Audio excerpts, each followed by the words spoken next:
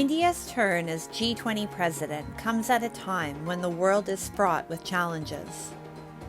From polarizing political battles to climate change to economic headwinds further widening the divide between the rich and the poor, people world over are confronted with a variety of problems.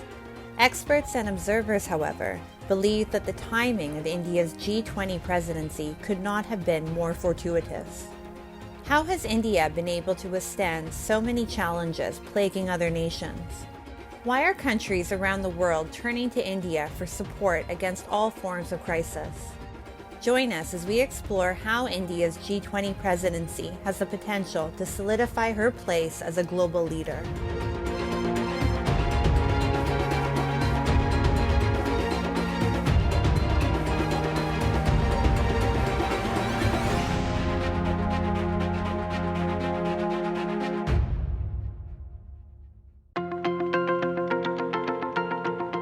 No G20 member has ever welcomed the presidency like India has when she illuminated hundreds of sites, including UNESCO World Heritage sites across the country on December 1st. Numerous other locations were also decorated with the G20 logo representing Vasudhaiv Kutumbakam, or the world is one family. With the motto, One Earth, One Family, One Future, India is prepared to bring the world together as she hosts around 200 G20-related events, including the Marquee Summit in September next year under her year-long presidency. Leaders world over, including the U.S. President Joe Biden, expressed their content and commitment towards addressing the pressing global issues in collaboration with and under the guidance of India. Prime Minister Narendra Modi urged global leaders to unite in the fight against what he referred to as the primary challenges in the present circumstances: climate change, terrorism, and pandemics. Many observers have commented that G20 members are placing their hope in India, for only she is in a position to steer the world out of a multi-pronged crisis.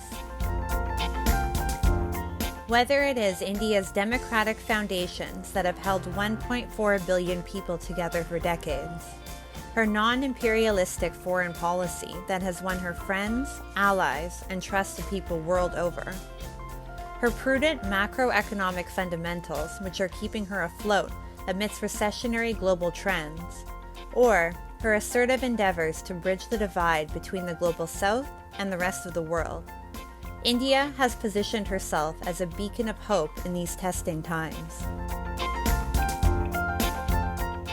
In an increasingly divisive world, where aggressive foreign policy and disagreements have taken the center stage, New Delhi provides an alternate, viable discourse which talks about peace, progress, dialogue, and consensus. Indian External Affairs Minister Dr. Jaishankar urged the global community to work together to achieve the common goals that the group pledged to accomplish during the summit in Bali last month. As the mother of democracy, India's G20 presidency will be consultative, it will be collaborative, and it will be decisive. India has an extensive and holistic agenda for its G20 presidency. From the depoliticization of the global supply chains which have affected supply of food and fertilizers, to pushing for sustainable solutions with regard to climate change, from making resources accessible to the most deprived and neglected, to negotiating a consensus between political polar opposites, India will endeavor to achieve to bring more unity to the world. India is increasingly being regarded as a true leader by the world community, for she has not only protected her own population, but has also committed herself to the global good in this rapidly changing geopolitical scene. There is a lot of crisis. There's geopolitics, there is a crisis of global debt, there's a crisis of climate finance, there is a crisis of global supply chain, vast amount of challenges in the world, but I've always maintained that crisis is an opportunity, and this is one of the greatest opportunities we've got because we are putting together the agenda. The Indian Prime Minister Narendra Modi's interactions with the Chinese President Xi Jinping during the G20 summit last month was a precursor to what will follow under the Indian G20 presidency. The twin foundations of dialogue and diplomacy will be the motto going forward. The two sides, according to observers, are heading for a thaw following a deterioration in their bilateral ties as a result of the violent skirmish along the LAC in India's eastern Ladakh region in June of 2020, which left many people dead. India, which now stands on the cusp of massive industrialization, has vowed to reduce her carbon footprint significantly in the coming decades. India, which is set to become the world's most populated country, is also ensuring food supplies for others. Experts say that India possesses all the qualities required of a leader.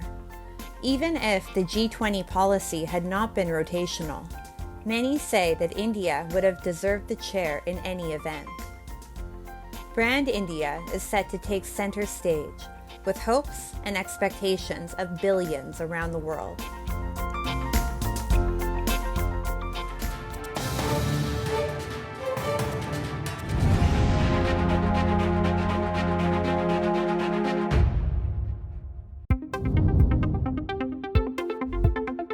India's embrace of technology has paid off in many ways. Citizens are empowered, governments less burdened, and businesses are free of excessive bureaucratic red tape. The adoption of technology enabled nearly the entire Indian population to possess a digital ID, and that a large portion of the country's population be connected to the financial and banking systems. India's technological skill, as evidenced by the Arogya Setu and COWIN apps, also allowed her to manage the COVID crisis much more efficiently than what would have been otherwise. Today, India is dubbed as a hub for global engineering talent and as a feeder school of tech leaders throughout the world. It is because of Indians' passion for technology that the country has been at the helm of affairs of major global tech companies around the world in recent years. From Google's CEO Sundar Pichai to Microsoft's executive chairman and CEO Satya Nadella to MasterCard's former CEO Ajay Banga, Indians have been leading tech industries around the world. Bengaluru is the fastest growing tech hub in the world, even ahead of London. Companies world over are relying on India to take forward their tech-based research and development. Even the most advanced economies have reached out for Indian assistance when it has come to tech-based support and employment. The UK is India's second largest research partner across 200 projects, 175 institutions, and 100 companies. And now we are increasing research and development funding to £20 billion by 2025. We expect £1.5 billion of digital services to India, and India's tech giants like Tata and Infosys support over 30,000 UK jobs. We're already working together in so many ways to mobilise technology in our shared struggle against disease and against climate change. Many say that data is the new oil. Therefore, it appears that technology is going to play a key role in all forms of future advancements and negotiations. People and countries with advanced technology and systems will find themselves better positioned in the years to come. The Indian Foreign Minister recently said that the rise of India was deeply linked with the rise of Indian technology, and the country had woken up to key questions regarding the processing and harvesting of its data. Technology, he said, was going to be a decisive factor in the future, and that the global geopolitics will be driven by technology. Countries with superior technology will have an edge over those with inferior or no technology at all.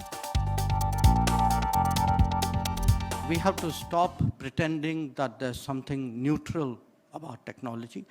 Technology is no more neutral than economics or any other activity, and you may speak about whether it is data or oil, or oil as data as the new oil.